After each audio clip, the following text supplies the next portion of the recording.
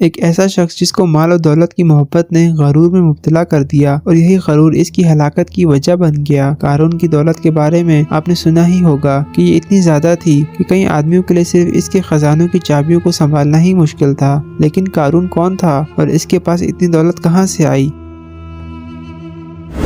قارون حضرت موسیٰ علیہ السلام کا چچا زاد بھائی تھا۔ وہ شروع میں ہی حضرت موسیٰ علیہ السلام پر ایمان لے آیا۔ گمراہ ہونے سے پہلے اپنی قوم کے سب سے بااخلاق اور نیک لوگوں میں شمار ہوتا تھا، اور نہ صرف اس کو توریت کے متعلق علم تھا بلکہ اللہ نے اس کو بہت خوبصورت آواز سے نوازا تھا، اور یہ بہت پرتعین اور خوبصورت آواز میں توریت کی تلاوت کرتا تھا۔ اس کی خوبصورت تلاوت کرنے کی وجہ سے لوگ اس کو منور بھی کہتے تھے۔ جب بنی اسرائیل کو مصری غلامی سے نجات ملی تو قارون بنی اسرائیل کے ساتھ شہر موعود کی طرف چلا گیا۔ وہاں جانے کے بعد اس کے حالات ایک دم بدل گئے اور اس کے پاس بے تحاشا دولت آ گئی۔ قارون کو اللہ نے اتنی دولت دی کہ اس کی خزانوں کی چابیاں 300 اونٹوں اور خچروں پر لادی جاتی۔ ہر ایک چابی چمڑے کی بنی ہوتی اور ایک خزانے کی چابی ہوتی۔ اس کے پاس اتنی دولت کہاں سے آئی؟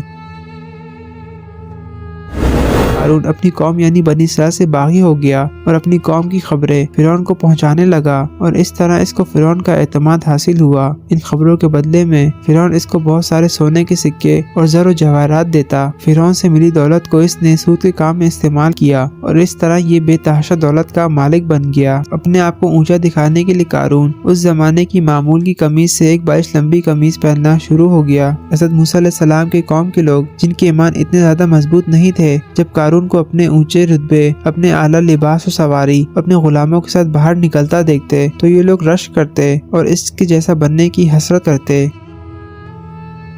جب زکوٰۃ کا حکم نازل ہوا تو حضرت موسیٰ علیہ السلام نے قارون سے کہا کہ اللہ کے بندوں پر احسان کر، یعنی اپنے مال سے ان کی قوم کے غریبوں کی مدد کر، اسے اللہ نے تجھے مال و دولت دے کر تجھ پر احسان کیا ہے۔ قوم کے نیک لوگ بار بار اس کو نصیحت کرتے رہے اور کہتے رہے کہ غرور نہ کر، بے شک اللہ غرور کرنے والوں کو پسند نہیں کرتا۔ لیکن قارون اپنی گمراہی کی وجہ سے ان نصیحت کرنے والوں کی بات کو اہمیت نہیں دیتا اور ان سے کہتا کہ اللہ نے مجھے یہ دولت اس لیے دی ہے کیونکہ اسے معلوم ہے کہ میں اس کا مستحق ہوں۔ اگر میں اللہ کی نظر میں اچھا نہ ہوتا تو اللہ مجھے یہ سب نہیں دیتا۔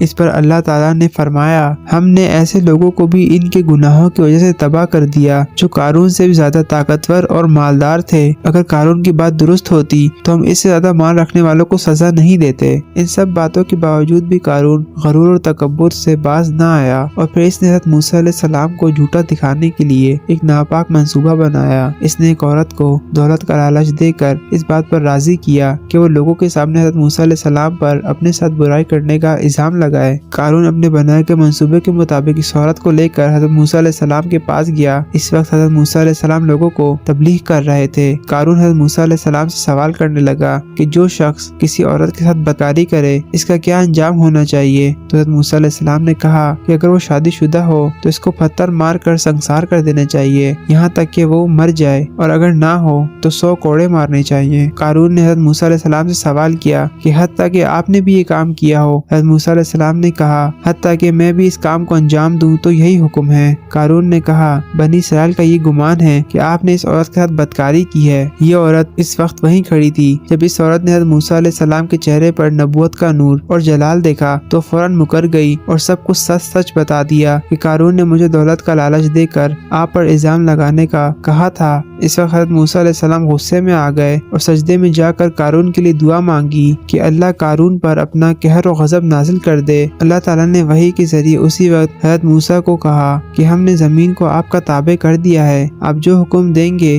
زمین مانے گی۔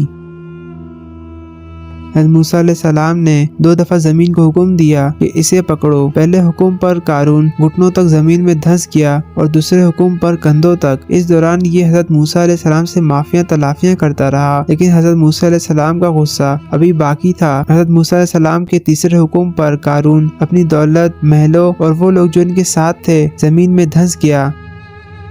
اس پر اللہ تعالیٰ نے حضرت موسیٰ علیہ السلام سے فرمایا کہ اے موسیٰ، آپ کا دل بہت مضبوط ہے۔ وہ آپ کی منتیں سماجتیں کرتا رہا اور معافیاں مانگتا رہا، لیکن آپ کو ذرا بھی رحم نہ آیا۔ مجھے اپنی عزت اور جلال کی قسم، اگر ایک بار بھی مجھ سے مدد طلب کرتا تو میں اس کو زمین سے باہر نکال لیتا۔ قارون اور اس کی دولت کا یہ انجام دیکھ کر وہ لوگ جو اس جیسا بننے کی حسد کر رہے تھے توبہ کرنے لگے اور اللہ کا شکر ادا کرنے لگے۔ تا قیامت قارون اور اس کا خزانہ نشان عبرت کے طور پر یاد کیا جائے گا۔ اللہ تعالی ہمیں دین حق یعنی اسلام کو سمجھنے اور اس پر عمل کرنے کی توفیق عطا فرمائے۔